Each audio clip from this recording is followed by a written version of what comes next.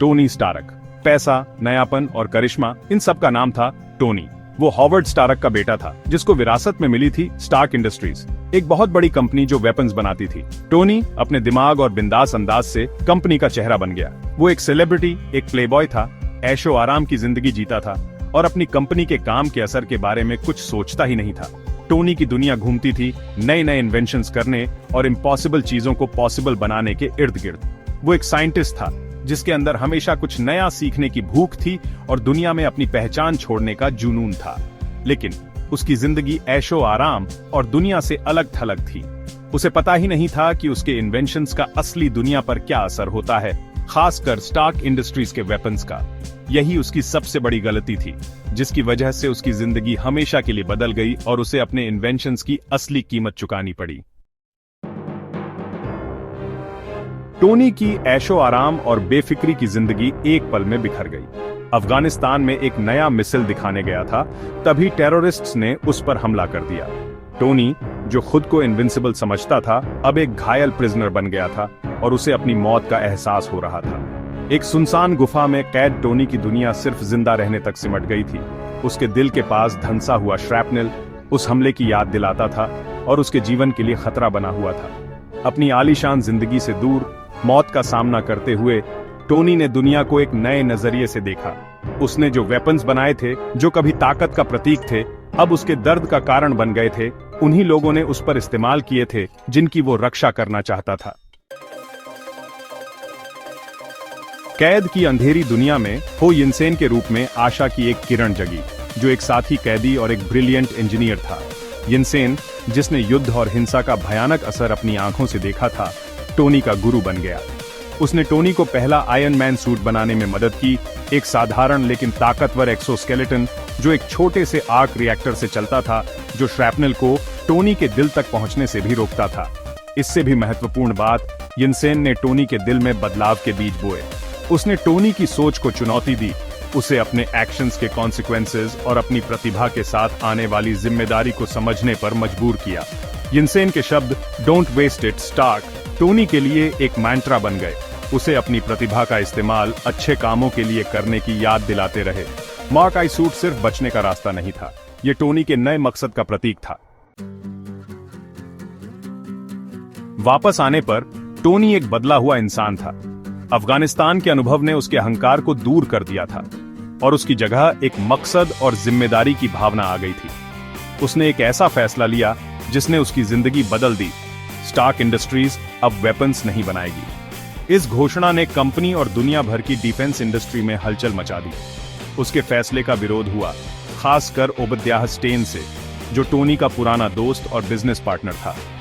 Stand, जो Stark industries के पुराने तरीकों का प्रतिनिधि था, टोनी के नए फैसले को बेवकूफी और कंपनी के लिए नुकसानदेह मानता था। लेकिन टोनी अपने फैसले पर अडिग रहा।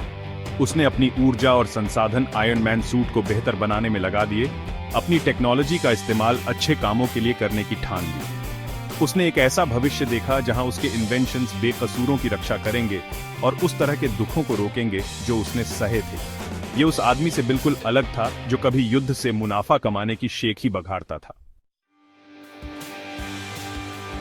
भाग 5, आयरन मैन का विकास, मार्क 2 और मार्क 3। अपने नए मकसद से प्रेरित होकर टोनी ने लगातार आयरन मैन सूट को बेहतर बनाया। मार्क 2 ने पहले सूट की कमियों को दूर किया, बेहतर उड़ान क्षमता और गतिशीलता पर ध्यान केंद्रित किया। ये एक चिकना सिल्वर प्रोटोटाइप था जिसने टोनी को हवाई युद्ध की सीमाओं को पार करने की अनुमति दी। हालांकि ये मार्क 3 ही था जिसने वास्तव में दुनिया के सामने आयरन मैन की घोषणा की। लाल और सोने का आइकॉनिक कवच टोनी की प्रतिभा और आशा का प्रतीक बनने की उसकी प्रतिबद्धता का प्रमाण था। ये सूट सिर्फ एक हथियार नहीं था, ये टेक्नोलॉजी का एक सोफिस्टिकेटेड नमूना था जो कई रिपल्सर्स, एक शक्तिशाली यूनिबीम और एक सोफिस्टिकेटेड ऑनबोर्ड एआई सिस्टम से लैस था। हर वर्जन के साथ टोनी ने आयरन मैन के रूप में अपने कौशल को निखारा, सूट की क्षमताओं को नियंत्रित करने और उनका उपयोग उन खतरों का मुकाबला करने के लिए करने में अधिक कुशल बन गया जिनसे पारंपरिक सेनाएं निपट नहीं सकती थीं।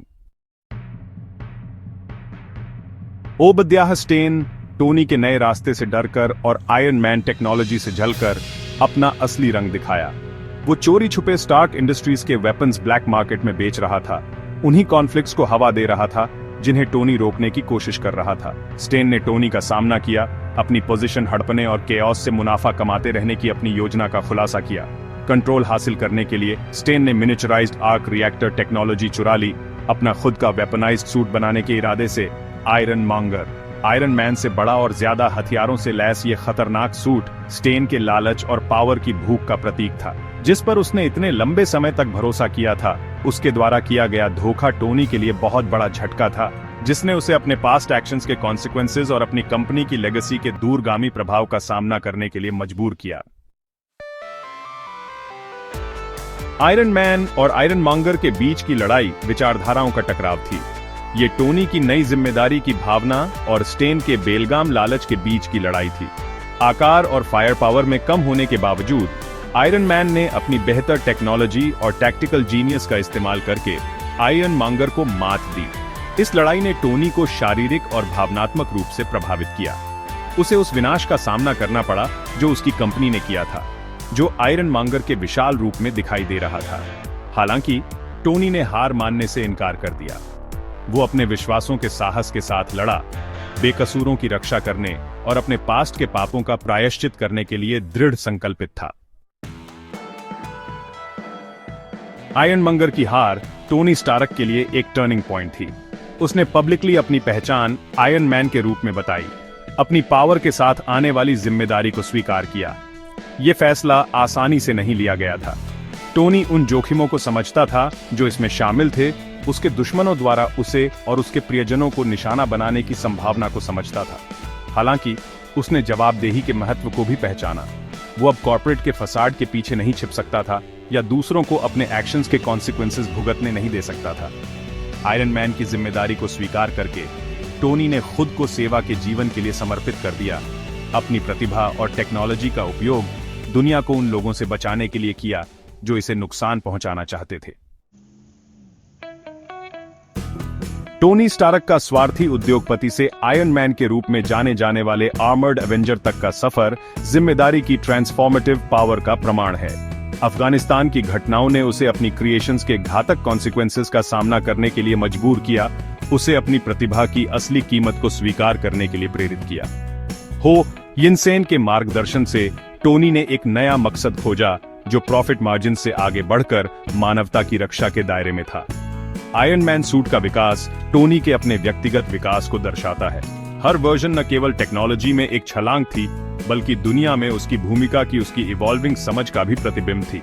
ओबद्याह स्टेन के विश्वासघात ने उन दुश्मनों की कठोर याद दिलाई जिनका उसे सामना करना होगा, आंतरिक और बाहरी दोनों। फिर भी टोनी यिनसेन के शब्दों और जिम्मेदारी की अपनी बढ़ती भावना से प्रेरित होकर आगे बढ़ता रहा।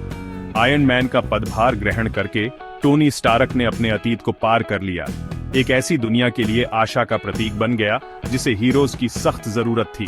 उसने साबित कर दिया कि जो लोग खोए हुए लगते हैं वे भी रिडेम्पशन पा सकते हैं, और असली ताकत हथियारों में नहीं बल्कि बदलने के साहस और सही के लिए लड़ने की इच्छा शक्ति में है।